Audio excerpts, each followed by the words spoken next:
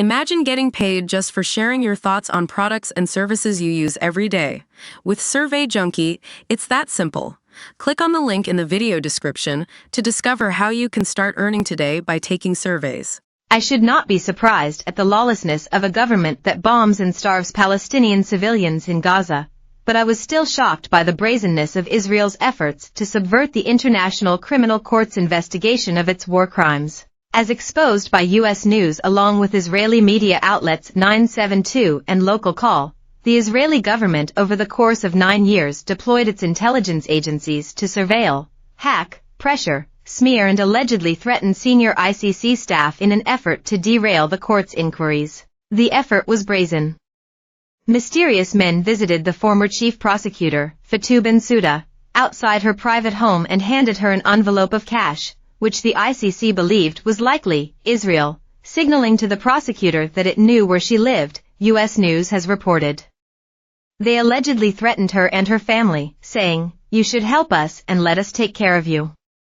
You don't want to be getting into things that could compromise your security or that of your family." They mounted an apparent sting operation against her husband and a smear campaign against her.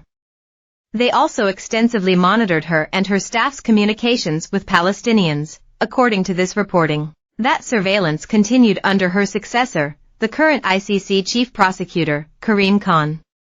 That may explain why the Israeli government seemed to know about Khan's plan to seek arrest warrants for senior Israeli officials before anyone else did. The Israeli government evidently felt Bensouda was vulnerable because she came from a tiny African state, the Gambia.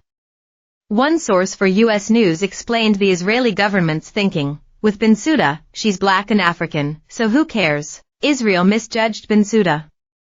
She impressively resisted this intimidation effort. Once she received assurance from the court in February 2021 that Palestine had sufficient status as a state to join it and confer jurisdiction, she acted. Her term was about to end in June 2021, so she could have handed the problem to Khan, but instead, in March 2021, she opened the investigation that has now implicated Israeli officials. Israel's surveillance and intimidation effort was not a low-level, rogue operation. The covert operation was allegedly run by Yoshi Cohen, a close ally of Prime Minister Benjamin Netanyahu who at the time directed Israel's foreign intelligence agency, the Mossad.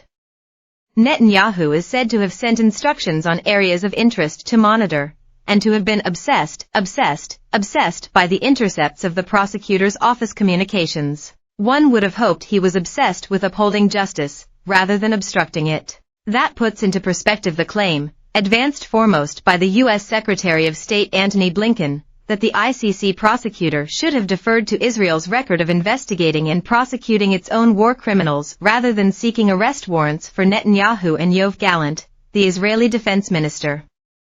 There is no such record when it comes to senior Israeli officials. To the contrary, Israeli authorities seem to have begun investigations only after learning from their monitoring that the ICC prosecutor was interested in an area, hardly a good faith commitment to accountability. That is precisely why the ICC is needed, as a backstop for justice when national authorities are unwilling or unable to act. The possibility of invoking the ICC is one of the most important results of the growing recognition of Palestine as a state.